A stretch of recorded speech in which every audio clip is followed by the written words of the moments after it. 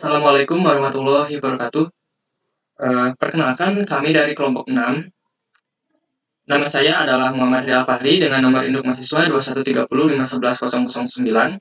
Kemudian di sini ada 4 anggota saya. Yang pertama ada Raina Rahmawati Fitri dengan NIM 2130511014. Lalu ada Siti Nur Azizah dengan NIM 2130511021. Selanjutnya ada Ilham Arahman dengan NIM 2130511030. Lalu yang terakhir ada Muhammad Garuh Medi Putra dengan NIM 2130511045. Nah, pada proyek kali ini kita sudah membuat sebuah proyek yaitu Weather App. Nah, aplikasi ini berguna untuk mengetahui cuaca yang akan terjadi pada hari ini atau pada waktu yang akan datang di hari-hari berikutnya. Langsung kita masuk ke latar belakang. Nah, aktivitas manusia dalam banyak hal sangat dipengaruhi oleh cuaca. Berbagai upaya terus dilakukan guna mendapatkan informasi cuaca yang lebih baik dan akurat. Contohnya, saya sebagai mahasiswa, sebelum saya berangkat ke kampus, saya selalu mengecek perakiraan cuaca yang akan datang berguna untuk mengantisipasi akan perubahan cuaca yang akan datang. Nah, aplikasi ini juga berguna untuk petani agar dapat memprediksi cuaca yang akan datang. Selanjutnya, berdasarkan pada ilmu alam, khususnya ilmu cuaca atau yang sering disebut meteorologi, para peneliti merumuskan kriteria-kriteria cuaca yang digunakan dalam perakiraan cuaca. Parameter yang dijadikan acuan antara lain seperti tekanan udara, pola sirkulasi udara, perambatan suhu udara, dan parameter cuaca lainnya. Akan sangat memudahkan jika proses perakiraan cuaca dapat dibantu dengan adanya aplikasi atau perangkat lunak. Nah, untuk selanjutnya akan dijelaskan oleh teman saya. Perkenalkan, nama saya Muhammad Garuh Medi Putra. Pada kesempatan kali ini saya akan menjelaskan tentang keuntungan dan realita di lapangannya. Pertama-tama kita akan membahas dulu tentang keuntungannya. Yang pertama, mengetahui keadaan cuaca pada waktu dan hari tertentu. Membantu merencanakan kegiatan sehari-hari kita, melakukan pencegahan bencana dan penyakit, dan memprediksi bencana alam yang disebabkan oleh cuaca. Lalu masuk ke pembahasan kedua, yaitu realitanya. Realita yang pertama adalah sebagai masyarakat belum memahami terkait cuaca di daerah masing-masing.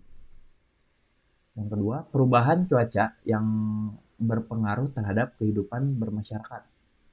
Dan yang ketiga, cuaca ekstrim dapat menyebabkan bencana alam, penyakit, dan juga gagal panen.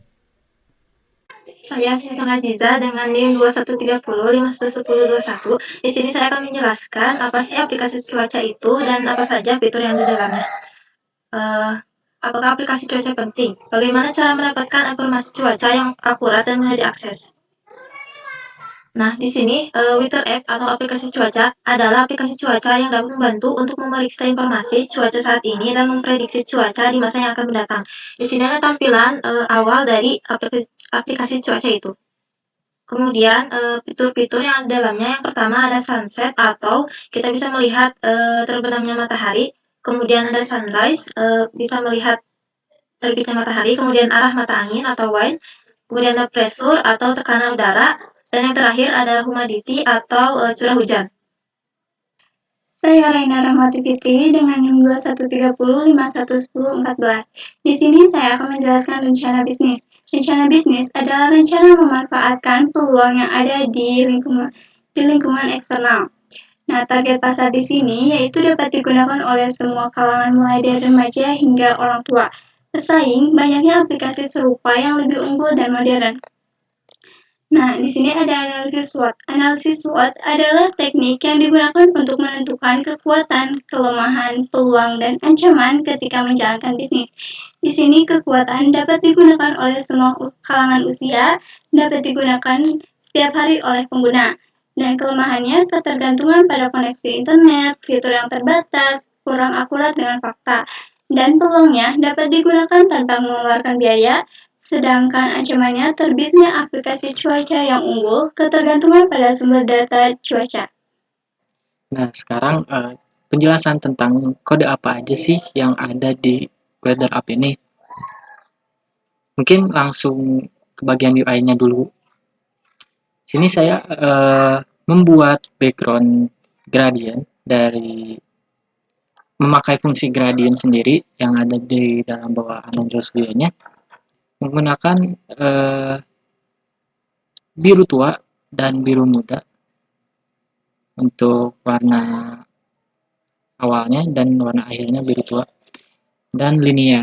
Nah, linear ini jadi ke atas gitu ya gradiennya, bukan ke samping. Nah, kemudian saya memasukkan beberapa icon. Di antaranya ada humidity, info, razor, sunrise, sunset, dan wind.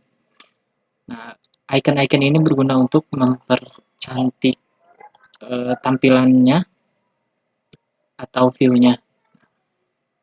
Selanjutnya langsung ke XML-nya. Saya menggunakan relative view dan untuk bagian sini, bagian atas ini kita menempatkan ada main container dan address-nya. Nah, jadi untuk sini tuh yang country dan country ID itu view-nya ada di sini di linear layout ini. Nah, kemudian di clear sky atau suhu, nah layoutnya ada di bawahnya. Oke. Nah, detail container ini. Kemudian di sini ada image view ya. Nah, image view ini untuk memanggil si icon tadi agar icon ini muncul di view ini ya. Nah, kemudian untuk selebihnya sama sih. Karena di sini yang penting dari XML-nya tuh ID-nya doang, dan kita akan bermain di belakangnya di Kotlin-nya nanti. Nah, di sini ID misal detail container dan sunrise untuk memasukkan data dari API-nya menggunakan ID ini. Jadi yang terpenting dari XML ini si ID-nya buat ke Kotlin-nya.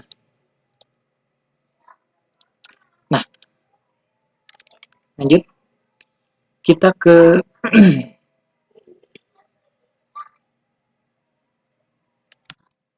Nah, lanjut kita ke bagian Kotlin ya. Nah, pertama-tama saya di sini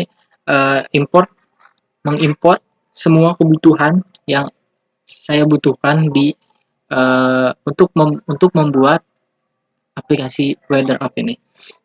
Nah, kemudian di sini ada variable city dan API. Nah, dideklarasikan sebagai string constant yang akan digunakan URL untuk memanggil API cuaca. Ini API key-nya ya. Kemudian di sini ada metode onCreate.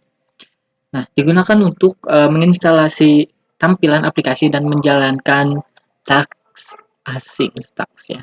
Untuk menyinkronkan task-nya ya. Kemudian di sini ada inner class weather task. Nah, merupakan subclass async task yang digunakan untuk menjalankan operasi jaringan secara asynchronous. Oke. Nah, kemudian pada metode onPostExecute, progress bar ditampilkan untuk menunjukkan bahwa sedang ada proses pengambilan data cuaca sebagai relatif layout dan text view yang menampilkan data cuaca yang disembunyikan. Nah, ya di sini ID tadi main ya. Jadi ID ini penting untuk memasukkan data dari API ke layout ini atau ke view-nya ya. Kemudian di sini ada doIt background ya. Selanjutnya pada metode doIn background ini kita mengambil URL dari OpenWeatherMap dan digunakan untuk mengambil data cuaca sesuai dengan city dan variabel city dan API yang sudah ditentukan di atas. Nah, data cuaca tersebut akan ditampilkan dalam variabel respon. Jadi di variabelin lagi respons ya. Kemudian pada metode on post execute ini fungsinya untuk data cuaca yang diperoleh dari API ini akan diolah dan ditampilkan ke text view yang sesuai pada tampilan aplikasi. Nah, makanya di sini tuh untuk ID yang tadi tuh sangat penting ya untuk menentukan data ini masuknya ke text view mana nih atau kemana nih, data ini masuk kemana, data ini masuk kemana. Fungsi ID-nya itu seperti itu. Nah, kemudian jika terjadi kesalahan dalam pengambilan data, maka pesan error akan keluar atau akan tampil. Nah, ini seperti ini ya, kayak metode try and catch. Jadi kalau error dia akan menampilkan error apa. Nah, kemudian setelah itu, nah progress bar ini akan disembunyikan dan relative layout ini akan muncul seperti yang ada di sini.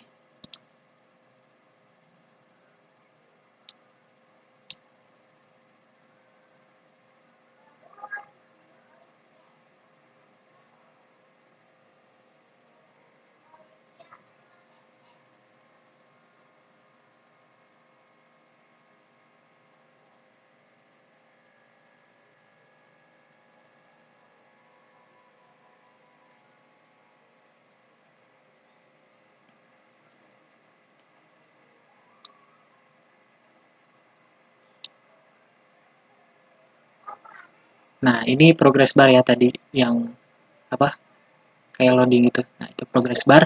Dan nanti jika data berhasil diimport, maka progress bar itu akan menutup dan relative layout atau relative view-nya akan muncul dan menampilkan data-data yang kita mau atau kita request ke API yang tadi itu. Nah, mungkin cukup sekian dari saya. Kurang lebihnya mohon maaf. Assalamualaikum warahmatullahi wabarakatuh.